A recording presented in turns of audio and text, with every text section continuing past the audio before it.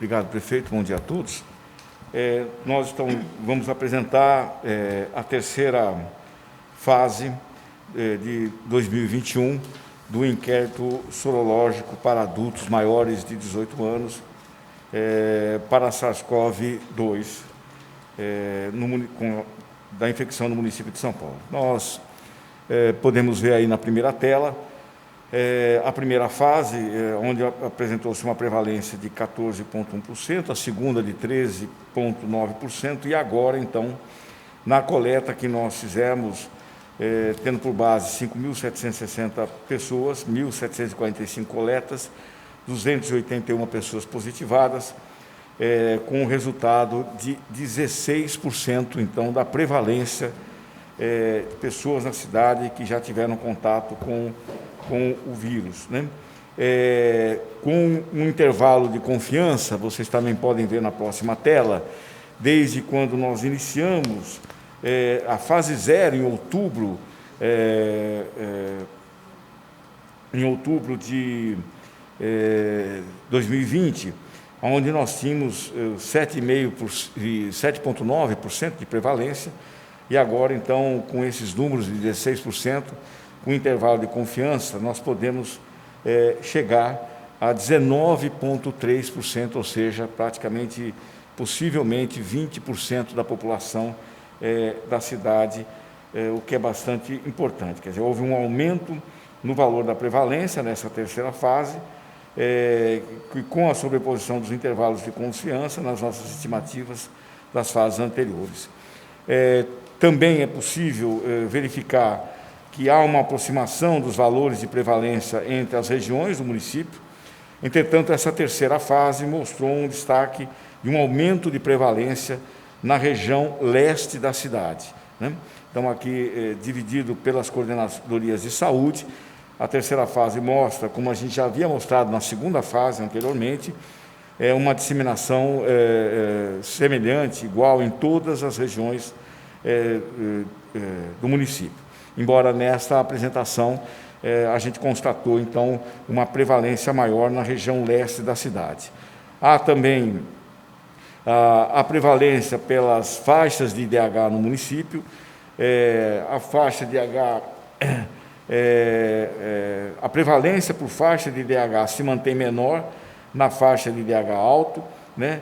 E em relação às faixas de IDH intermediária e baixa, houve uma aproximação da prevalência nesses dois grupos, como nós podemos ver, então, no mapa aí colocado, né? Um dado novo, importante, que nos preocupou e que aponta exatamente a necessidade, como colocou o prefeito, de aumento dos cuidados com o distanciamento social, é que nós sempre tivemos, em média, a constatação, tanto nas 8 fases do ano passado e agora também, nas primeiras fases de 2021, uma taxa de assintomáticos que sempre girou em torno de 30%, né? Houve um aumento na segunda fase e agora nós chegamos a 43% de assintomáticos, o que mostra exatamente a necessidade do cuidado, né? Então, a estimativa de prevalência de infecção nos indivíduos assintomáticos foi maior na fase 3, em relação às fases anteriores, né? 43%. A atenção para as medidas de distanciamento, o uso da máscara em todas as situações, pois pode haver transmissão do assintomático. Quanto mais pessoas assintomáticas com a doença, exatamente a possibilidade, o aumento da transmissibilidade, ela se acentua. A proporção estimada da prevalência pelos locais frequentados, que a gente pode ver também que a proporção de pessoas que frequentam pelo menos um dos locais apontados, né, restaurantes, academias, cafés e bares, ela foi crescendo ao longo das fases de 2021, 32,4% na primeira fase, 33,5% na segunda e agora 35,9%, o que demonstra que as aglomerações elas se acentuaram entre as pessoas, sobretudo uma tendência de registro de notificações de novos casos entre os jovens adultos entre 20 e 45 anos. A prevalência da infecção nos indivíduos que frequentam, então, pelo menos um desses locais, mostra na figura ao lado que exatamente a prevalência ela é maior entre as pessoas que frequentam um desses locais que nós aqui falamos. Quer dizer, se pegarmos a terceira fase, quem afirmou mostra que a prevalência é de 17,6%, então como maior nas pessoas que se aglomeram, né?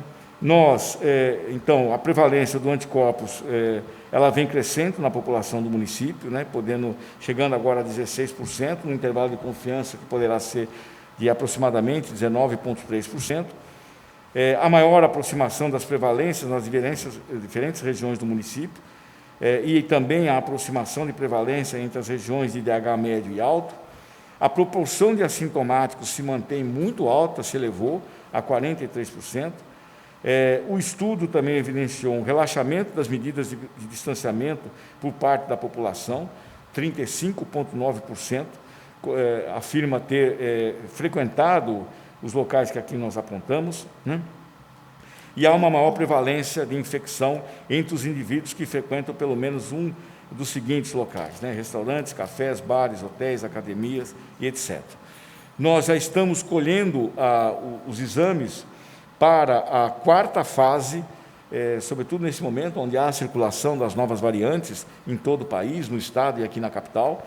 Já estamos colhendo os testes para a quarta fase do inquérito sorológico.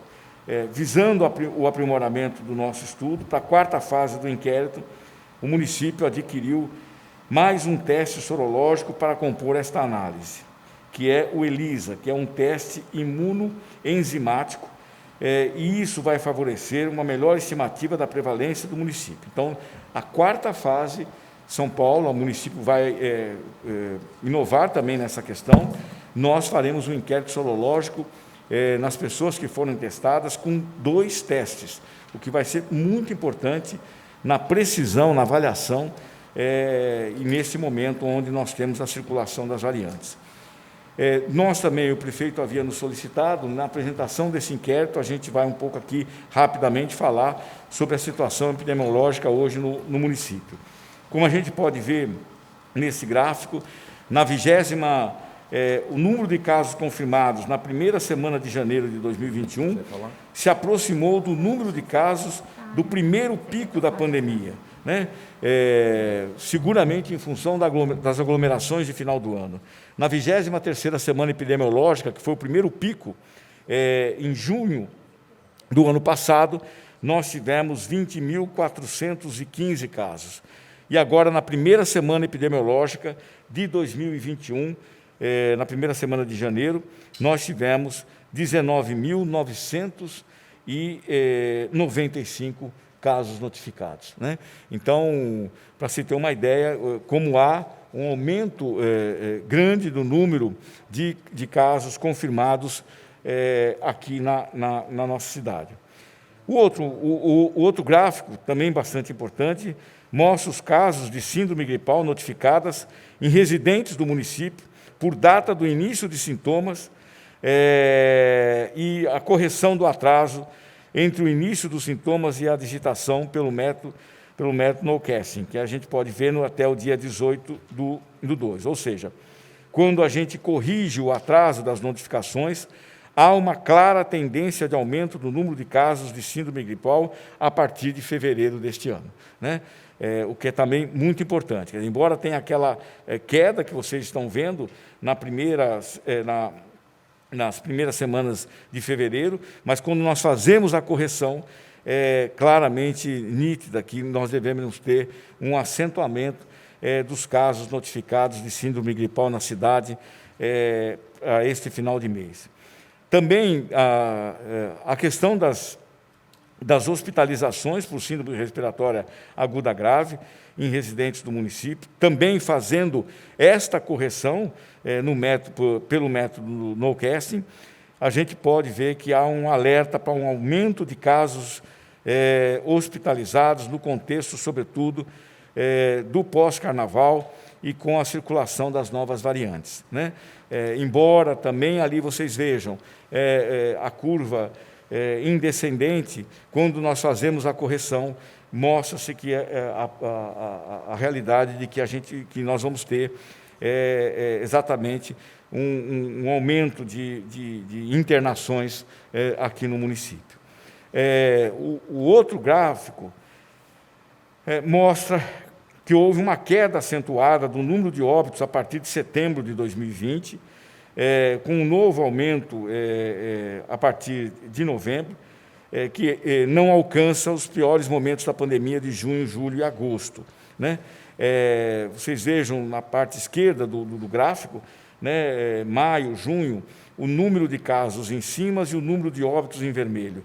Quando a gente reflete isso para os números das semanas epidemiológicas agora, de janeiro e fevereiro, por uma série de aspectos, seja pelo aumento da infraestrutura no tratamento das pessoas, seja pela experiência e expertise adquirida pelos nossos profissionais de saúde, né?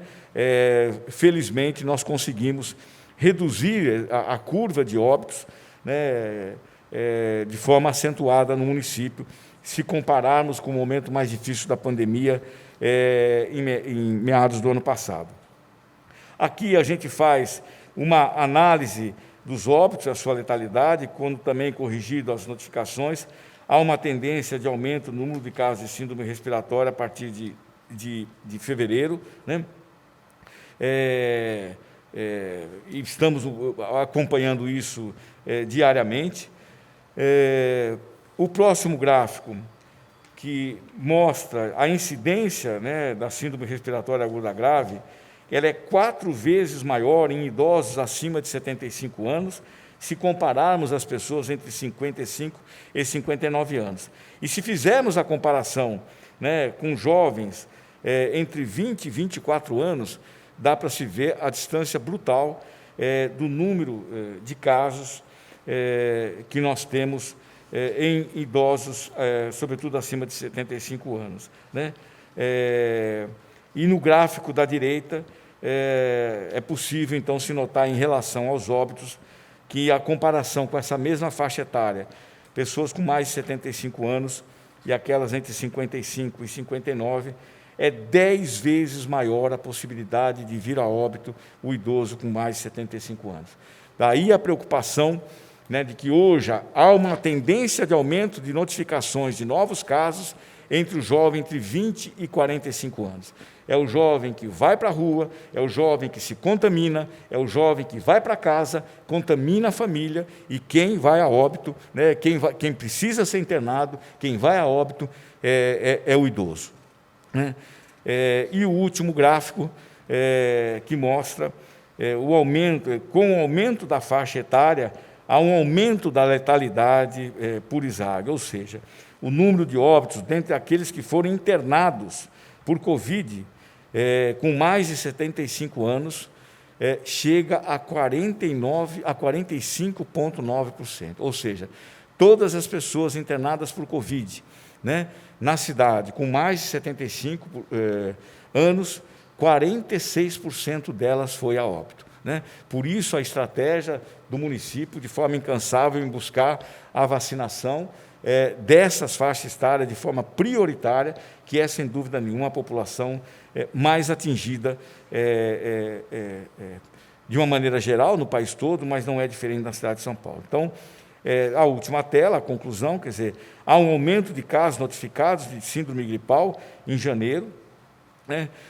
E o alerta para o aumento de hospitalizações nas próximas semanas. A atenção para o aumento do número de casos em fevereiro pode estar seguramente relacionado ao período do pós-carnaval e à circulação das novas variantes no estado e aqui na capital. O número de casos de SRAG, a letalidade aumenta com a faixa etária, o que reafirma a necessidade prioritária de vacinação desse público, como já aqui anunciou o prefeito, né? Apenas para complementar o anúncio do prefeito, as 3.500 pessoas da Secretaria Municipal de Assistência Social são aquelas que trabalham nos CDIs, nos CEAs, nos centros de acolhida de adulto e no POP Rua. E também os profissionais de saúde autônomos, entre 55 e 60 anos, que nós vamos iniciar a vacinação na próxima segunda-feira.